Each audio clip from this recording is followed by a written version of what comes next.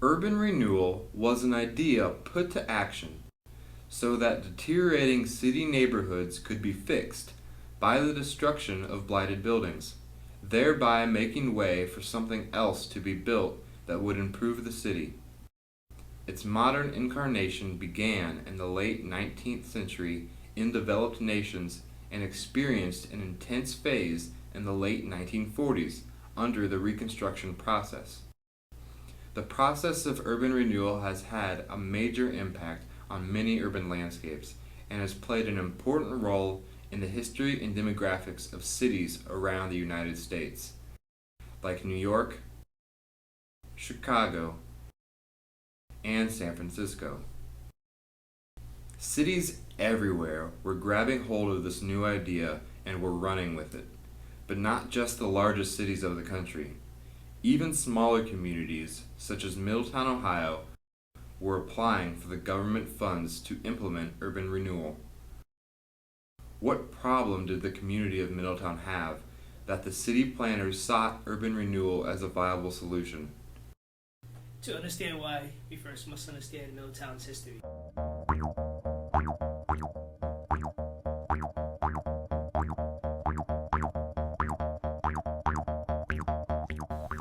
Located between Cincinnati and Dayton, and sitting along the Great Miami River, Middletown's location was vital for the river transportation of goods.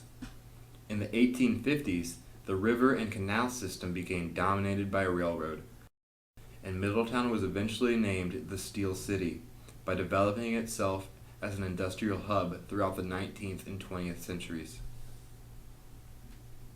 One major industry in Middletown during the 20th century was Armco Steel, whose facilities took up a large portion of land in both Middletown and Hamilton. Americans and immigrants alike moved to this industrial city, and as the population of Middletown was on the steady increase, housing began popping up everywhere as the community sprawled out from the downtown area.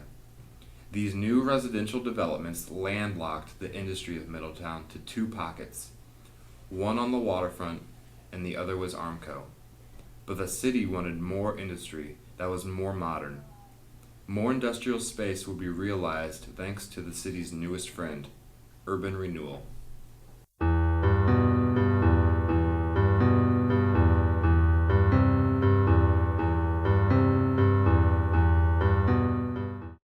Under the Housing Acts of 1949 and 1954, Middletown's urban renewal dreams were on their way to coming true. The Garfield Redevelopment Project had its beginnings in the fall of 1959 when federal government assistance was received. What were these urban renewal dreams? They were to acquire 50 acres of land at the northwest end of the Armco Steel industrial pocket. On these 50 acres were some 300 houses, and in these houses were some 300 families.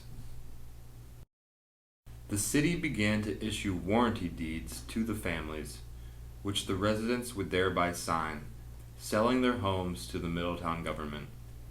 The city had to create acquisition files that contained a simple floor plan of the home along with a picture of the actual structure.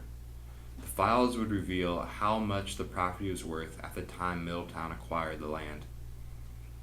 Residents were later given a simple 3-page packet discussing the future plan for the location of their homes, why Middletown was an ideal place for urban renewal, and a plat map showing which parcels of land were already sold or for sale.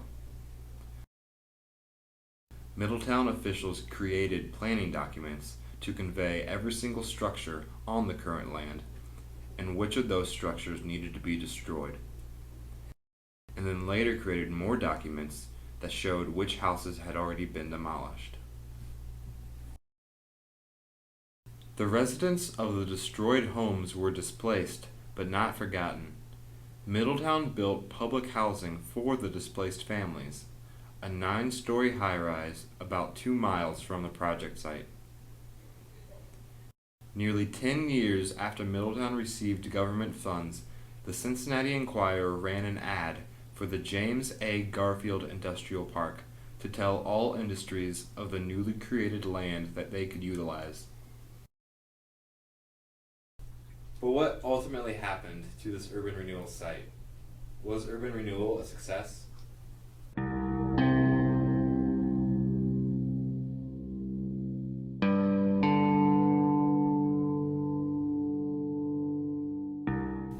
New industry did move to the new industrial park. However, In December 2008, Forbes magazine released an article titled America's Fastest Dying Towns, on which the city of Middletown was ranked number 10. The poverty level of Middletown is up 10% in the last 7 years. the city has been affected by suburbanization, sprawl, and loss of industry.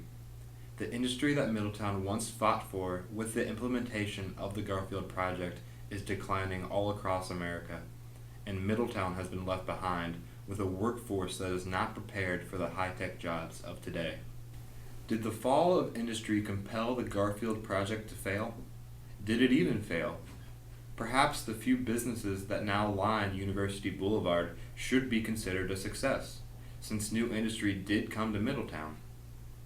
But now, 40 years later, the Garfield Project and surrounding areas look in bad shape again. Is now a time for Middletown to dig up from its past of urban renewal and consider a new master plan for the development? The future alone holds the answer.